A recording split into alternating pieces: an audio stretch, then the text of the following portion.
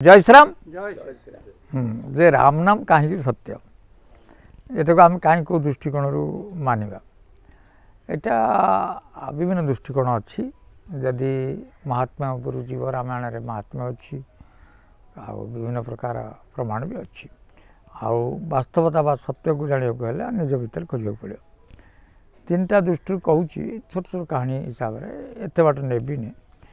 जे थरे वैकुंठ पर राम सीता रूप से लक्ष्मीनारायण बसते सत्य जुगे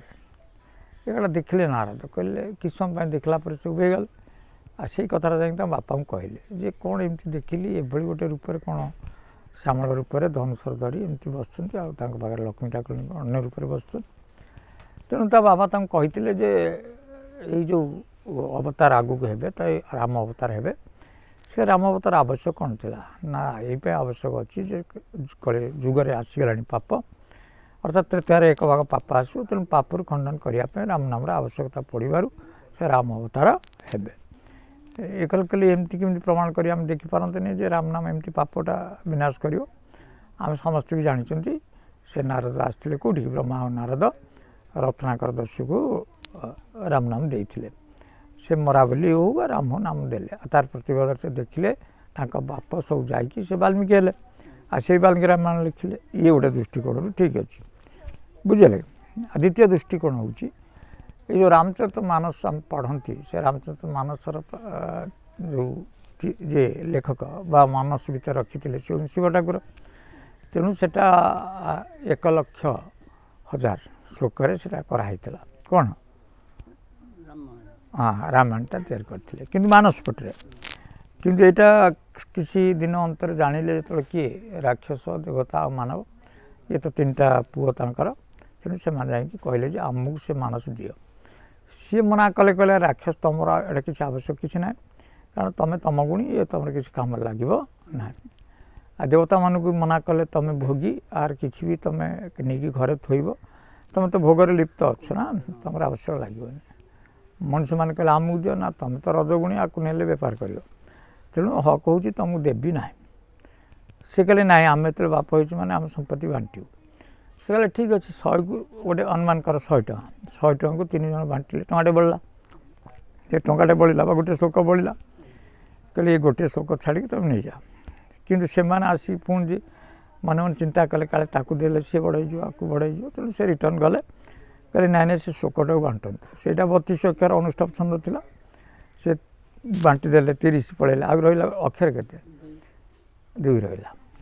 कहले आ तो 2 बांटी हेन तुम जहाँ पुणी भी आसिले पुणी कि समय पर फेरी गले ना से 2 अक्षर को आप दिंतु कहले 2 अक्षर 3 जन केमी बांटा कहले ना जमी बांटतु तेणु से राम को 3टा अक्षर कले र युक्त गोटे म र अ म राम आ कौन तेणु रे राक्षस अक्षटी राक्षस को देदेले अल अमर अक्षटी क्या देले मो अक्षर मनुष्य देदेले तेणु ये गोटे गोटे अक्षर नहीं कि आसिले यही कथा कही जदि ये गोटे गोटे अक्षर किसी ना जदि 3 अक्षर मिसीज राम हम तेणु जो दिन तुम भितर समन्वय आसो तुम भितर समानता आसो तुम भितर भल बुझाणा हो तुम राम को पाइब ना आम गोटे गोटे अक्षर पाइपर ना तेणु गोटे अक्षर आम देखिले से भाई देखिले र अक्षरटा हूँ बापट जो पहनटा जाऊँगी म अक्षर एटार मनुष्य रजगुणी एटा तमगुणी आउ ये 2टा मिसिले सतगुणटा हेल्ला देवता तेणु ये त्रिगुण आम भितर अच्छी समस्ते 2 गुण जानती आ बेले बेले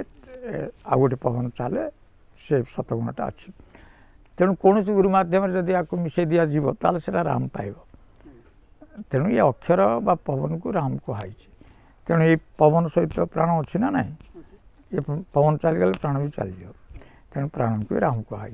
ताल ये जो प्राण है आर नाथ किए ना आत्मा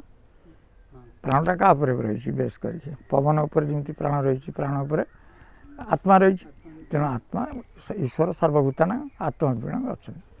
तेणु सर्वत्र राम आत्मा रूप से अच्छा से भी परमात्मा या कमी ना शरीर प्राण दृष्टि कहुई पवन को प्राण कहुई कल कहीं पवन को प्राण आप कहे ना यहाँ सब लिखाई देखो तत्वपुर गले यहाँ हरे राम कृष्ण ये सुदर्शन ये सिंहासन तेणु नासाटा हूँ सुभद्रा बा राम राम कहले पवन बा नाम ତେଣୁ ନାମଟା ଶ୍ରେଷ୍ଠ ମାନେ କ'ଣ ଆଉ କ'ଣ ହରେ ଏଇଟା ତ ଶବ୍ଦ ନା ଏଇଟା କ'ଣ ନାମ କି ଇଏ ତ ରୂପ ଏଇଟା କ'ଣ ନାମ କି ଆଉ ଇଏ ତ ସୁଦର୍ଶନ ଯେ ଏଇଟା ତ ଉଚ୍ଚାରଣ କଲା ଶବ୍ଦଟା କାରଣ ଶୁଣୁଛୁ ନା ଇଏ କ'ଣ ନାମ କି ସିଂହାସନ ବା ଯେଉଁ ଦୃଶ୍ୟ ଯେଉଁଠି ଆସୁ ଯାହା କରୁ ଇଏ କ'ଣ ନାମ କି ତାହେଲେ ନାମ ହେଉଛି କିଏ ନା ପବନ ତେଣୁ ଯେଉଁ ପବନକୁ ହିଁ ରାମ ନାମ କହନ୍ତି ଆଉ ଏଇପାଇଁ କୁହାଯାଏ ରାମ ନାମ ଶ୍ରେଷ୍ଠ ରାମ ନାମ ଶ୍ରେଷ୍ଠ ମାନେ କ'ଣ ନାମ ତ ସେଇ ରାମ ନାମ ଆଉ ଅନ୍ୟ କିଛି ନାହିଁ କୃଷ୍ଣ ହେଉଛନ୍ତି ରୂପ ହରି ହେଉଛନ୍ତି ଶବ୍ଦ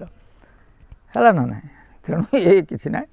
ସେ ନାମ କହିଲେ ଇଏ ପାଟିରେ ଉଚ୍ଚାରିତ ନାମ ନୁହେଁ ଦାନ୍ତ ଜୁଆ ନ ଲଗାଇ ଏମନ୍ତ ନାମ ତେଣୁ ଦାନ୍ତ ଜୁଆ ଯେଉଁଟା ନ ଲାଗୁଛି ଯେଉଁ ପବନ ସୂତ୍ରକୁ ତାକୁ ନାମ ରାମ ନାମ କୁହାଯାଏ ଆଉ ସେହି ସଂସାରରେ ନାମ ଆଉ କେଉଁଠି ତ ନାମ ନାହିଁ ବୁଝିହେଲା କି ଏଇଟା ଆମେ ମରିଗଲେ ବି ଯାଇ ସେ ତୁମ ସହିତ ଅଛନ୍ତି ଏବେ ମଲେ ବି ତୁମ ସହିତ ଯିବେ ସେ ପବନକୁ ନେଇକି ତେଣୁ ସେ ପବନକୁ ଯେଉଁମାନେ ଗୁରୁ ମାଧ୍ୟମ ଧରିଛନ୍ତି ସେ ନାମ ଜାଣିଛନ୍ତି ଆଉ ସେମିତି ଯେତେ ଯାହା ମନ୍ତ୍ର ପଢ଼ିଲେ କ'ଣ ହେବ କ'ଣ ମଲା ବେଳକୁ ଜୀବ ଚାଲିବ ଏ ସବୁ ଯେଉଁ ଜୀବଟାକୁ ଏବେ ବନ୍ଦ କରିବାକୁ କହୁଛି ସେତେବେଳେ ସେ ବନ୍ଦ ହେଇଯିବ ଆଖି ବନ୍ଦ ହେଇଯିବ ସବୁ ପାର୍ଟ ବନ୍ଦ ହେଇଯିବ ଏଇ ଚାଲିବ ତୁମେ ଯଦି ଆଗରୁ ତା ସହିତ ସ୍ମରଣ ରଖିଥିବ ତାହେଲେ ସେଇ ପବନରେ ଯିବ ବା କଣ୍ଠଚକ୍ର ଯେଉଁ ମରିଯାଉଛି ଜୀବ ସେ ଭିତରେ ପଶିକି ସେ ଜୀବ ମୁକ୍ତି ପାଇବ ଏଇଟା ଗୁରୁ କଲେ ଯାଇକି ଜାଣିପାରିବ ବୁଝିଗଲା ନା ନାହିଁ ତେଣୁ ଏତିକି ଜାଣିଥାଉ ଆଉ ଅଧିକା କିଛି ନ ଜାଣ ଯେ ରାମ ନାମ ସତ୍ୟ ଅର୍ଥ ପବନ ସତ୍ୟ ପବନ ବୋଇଲେ ଆମ ଯେଉଁ ପ୍ରାଣ ପବନ ସତ୍ୟ ପ୍ରାଣ ସତ୍ୟ ଆତ୍ମା ସତ୍ୟ ପରମାତ୍ମା ସତ୍ୟ ତେଣୁ ଦଶରଥ ପୁଅ ରାମ ନୁହଁ ଦଶରଥ ପୁଅ ନିଜେ ବସୁଛନ୍ତି ରାମ ତେଣୁ ଦଶରଥ ପୁଅ ଆଗରୁ ବି ରାମ ଥିଲେ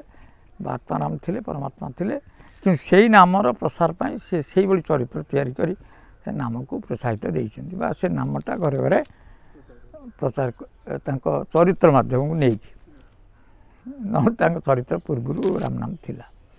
ବୁଝିହେଲା ନା ନାହିଁ ଏବେ କେତେ ସମୟ କେତେ ମିନିଟ୍ ହେଉଛି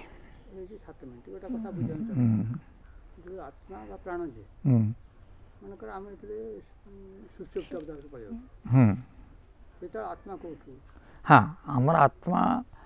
ମନର ଗତି ନେଇକି ହେଉଛି ଗୋଟେ ମୂଢ଼ ଗୋଟେ କ୍ଷିପ୍ର ଗୋଟେ ବିକ୍ଷିପ୍ତ ଗୋଟେ ଏକାଗ୍ର ଗୋଟେ ନିରୁଦ୍ଧ ତେଣୁ ଏଇ ଯେଉଁ ଆମେ ଯେତେବେଳେ ଏ ଅବସ୍ଥାକୁ ମନର ଅବସ୍ଥା ନେଇକି ଯାଇଛି ଧର ଏବେ ଝଗଡ଼ା କରିବ ତୁମ ଆତ୍ମାଟା ସେଇ ହିସାବରେ ବା ପ୍ରାଣଟା ସେଇ ହିସାବରେ ଏଠି ସ୍ପନ୍ଦନ କରିବ ତେଣୁ ଆମେ ଯେତେବେଳେ ସେଇ ଅବସ୍ଥାକୁ ସବୁ ଯାଆନ୍ତି ସେ ସୂକ୍ଷ୍ମରୁ ସୂକ୍ଷ୍ମ ହେଇକି ଆତ୍ମାଟା ଯାଏ ବା ପ୍ରାଣଟା ଯାଏ ତୁମେ ଭାବିବ ଯେ ଇଏ ତ 20 ବର୍ଷ ହେଲାଣି 7 ଜଣ ବଞ୍ଚିଛନ୍ତି କେମିତି ନାହିଁ ତାଙ୍କ ସୁଖ ପ୍ରାଣ ଅଛି ତେଣୁ ସୂକ୍ଷ୍ମ ପ୍ରାଣ ଥିବାରୁ ଆତ୍ମା ଅଛନ୍ତି ବା ଶରୀରରେ ଆତ୍ମା ଅଛି ତେଣୁ ସେ ବଞ୍ଚିଛନ୍ତି ଆମେ ଯେଉଁ ସ୍ତରରେ ବଞ୍ଚୁଛନ୍ତି ଆମକୁ ଖାଇବାକୁ ପଡ଼ିବ ପିଇବାକୁ ପଡ଼ିବ ସେ ଯେଉଁ ସ୍ତରରେ ଅଛନ୍ତି ସେଠି କିଛି ଆବଶ୍ୟକ ନାହିଁ କିନ୍ତୁ ଏତିକି ଠାକୁର ଚରିତ୍ର ମାଧ୍ୟମରେ ଦେଖେଇଛନ୍ତି ତୁମେ ସମାଧି ହେବ ବା ଯାହା ହୁଅ କିନ୍ତୁ ସମାଜ ପାଇଁ କିଛି କର ତାଙ୍କ ଚରିତ୍ର ହେଉଛି ଯେ ସମାଜ ପାଇଁ କିଛି କର ଯେମିତି ଭାଇ ଭିତରେ ଯେମିତି ସମ୍ପର୍କ ସବୁ ସମାଜ ତେଣୁ କିଛି ଯଦି ମଣିଷ ଜୀବନ ପାଇଛ ମୁକ୍ତି ତ କହିଲେ ମୁଁ ତ ମୁକ୍ତି କରିଦେବି ତୁମେ ବାପାଙ୍କ ସେବା କର ସମାଜର ସେବା କର ତେଣୁ ଯଦି ଗୁରୁ ଭଲ ଯେ ସଂସାର ରହିକି ସମାଜର ପରିବାରର ଭଲ କଲେ ଠାକୁର ବି ତ ମୁକ୍ତି କରିପାରିବେ ହେଲା ନା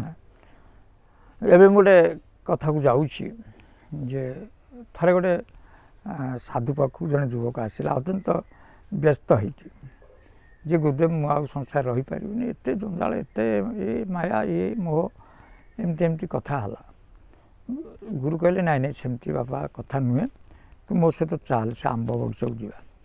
ଯେ ଆମ୍ବ ବଗିଚାକୁ ଗଲେ ଦେଖିଲେ ଗୋଟେ ଆମ୍ବ ଗଛରେ କଞ୍ଚା ଫଳ ଗୁଡ଼ା ହେଇଛି ସେ କହିଲେ ଗୋଟେ ବାବା ଗୋଟେ ଫଳ ତୋଳି ଖା ସେ କହିଲେ କାହିଁକି ନା ଖାଅ ସେ ଖାଇଲେ ବହୁତ ଆମ୍ବିଳା କହିଲେ ବାପା ଭାରି ଖଟା ଲାଗୁଛି ନା କ'ଣ ମିଠା ନା ବହୁତ ଆମ୍ବିଳା କହିଲେ ଛାଡ଼ିଦେ ଏଇଟା ଖାଇ ହେବ କି ଏବେ ଖାଇ ହେବନି ତାପରେ କିଛି ଦିନ ଗଲେ ଦେଖିଲେ ଯେ ଆମ୍ବଟା ହଳଦିଆ ଆସି ହେଉଛି କହିଲେ ଆକୁ ଖାଇ ଦେଖିଲେ ସେ ମିଠା ଟିକେ ଟିକେ ଆସୁଛି କହିଲେ ଛାଡ଼ିଦେ ଫେର ବି ଆଉ କିଛି ଦିନ ଛାଡ଼ିଦେଲେ ଦେଖିଲେ ଯେ ମାନେ ଗଛରୁ ପଡ଼ିଥିବା ଯେଉଁ ତା'ର ଡେମ୍ଫ ଶୁଖିକି ଯେଉଁ ଆମ୍ବ ପଡ଼ିଥିବା କହିଲେ ଏଇ ଆମ୍ବଟା ଖା ସେ ଦେଖିଲେ ଅତ୍ୟନ୍ତ ମିଠା ଅଛି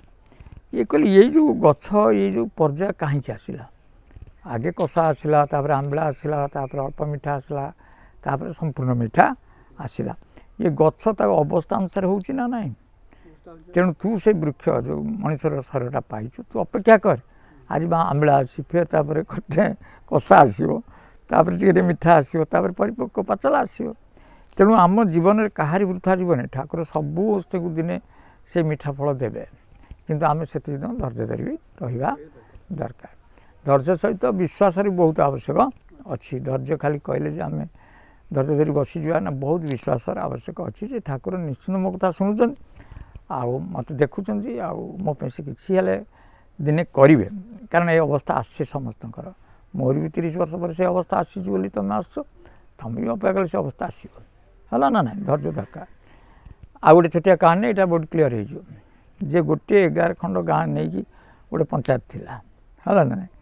ସେ ପଞ୍ଚାୟତରେ ଦୀର୍ଘ ଦିନ ଧରି ବର୍ଷା ହେଲାନି, ଜମି ଫମି ଫାଟିକି ପୁରା ଆଉ ଫସଲ ନାହିଁ। ତେଣୁ ଏମାନେ ବସି ଗୋଟେ ବିରାଟ ମିଟିଂ କଲେ ପଞ୍ଚାୟତରେ, ସବୁ ଗାଁ 11ଟା ଗାଁ ଲୋକ ଯେ ଫାଇନାଲ୍ କଲେ ଯେ ଜଣେ ସାଧୁ ଥିଲେ, ସେ କହିଲେ ଯାଅ ସେ ଗଙ୍ଗା କୂଳେ ଜଣେ ସାଧୁ ରହୁଛନ୍ତି, ସିଏ ଯଦି ଯେଉଁ ମନ୍ଦିରରେ ଅଛନ୍ତି ତାଙ୍କୁ କୁହ କିଛି ଘିଅ ଫିଅ ନେଇକି ଯାଅ, ସିଏ ଯଦି ହୋମ କରିକି ଏଇ ବର୍ଷା କଥା କହିବେ, ମୁଁ ଜାଣୁଛି ତୁମ ପଞ୍ଚାୟତରେ ବର୍ଷା ହେବ, କିନ୍ତୁ ମନେ ରଖ 11ଟା ଗାଁର ଲୋକ 11 ଜଣ ମୁଖିଆ ଯାଅ, କିନ୍ତୁ ବର୍ଷା କରେଇଦେବେ, ଫାଇନାଲ୍ କରେଇ ଦେବେ। ସେ କହିଲେ ଆମେ ଯିବୁ ନିଶ୍ଚିନ୍ତ ଭାବରେ। ଆଉ କ'ଣ, ଗୋଟେ ଡେଟ୍ କରାହେଲା। 11 ଜଣ ମୁଖିଆ ଗଲେ, ପ୍ରତି ଗାଁରେ ସବୁ ଗଲେ, ଯାଇକି ସେ ବସିଲେ, ହୋମ ହେଲା, ଆହୁତି ବି ଦିଆହେଲା ଦେବତାଙ୍କ ଅର୍ଥରେ ଯେ ଏଇଟା ବର୍ଷା କରାଯାଉ, ଏମିତି ସେମିତି ବହୁତ ତାଙ୍କ ବିଷୟରେ କଲେ। କିନ୍ତୁ ଜଣକୁ ସେ ବଲ ବଲ କରି ଖାଲି ଦେଖୁଥିଲେ, ଆଉ 10 ଜଣକୁ ଅନଉ ନଥିଲେ। ସେ ସମସ୍ତେ ଦେଖୁଛନ୍ତି ଯେ ବାବା ତ ଆହୁତି ଦେଉଛନ୍ତି, ସେ ପଣ୍ଡିତ ହୁଅନ୍ତୁ ଯିଏ, କିନ୍ତୁ ଜଣକୁ କାହିଁକି ଅନଉଛନ୍ତି। ତାପରେ ସରିଗଲା ପରେ କହିଲେ ଯାଅ ବର୍ଷା ହେବ, ବୁଝିଲେ ଯେ ବର୍ଷା ହେବ ବୋଲି ଘରକୁ ଆସିଲେ, ବୁଝିଲେ। କିନ୍ତୁ ବର୍ଷା ହେଲା, ଯେଉଁ ଲୋକଟିକି ବଲ ବଲ କରି ଅନଉଥିଲେ ତାରି ଗାଁରେ ବର୍ଷାଟା ହେଲା, କିନ୍ତୁ ଆଉ 10ଟା ଗାଁରେ ହେଲାନି। ଇଏ ଯାଇ ପହଞ୍ଚିଲେ,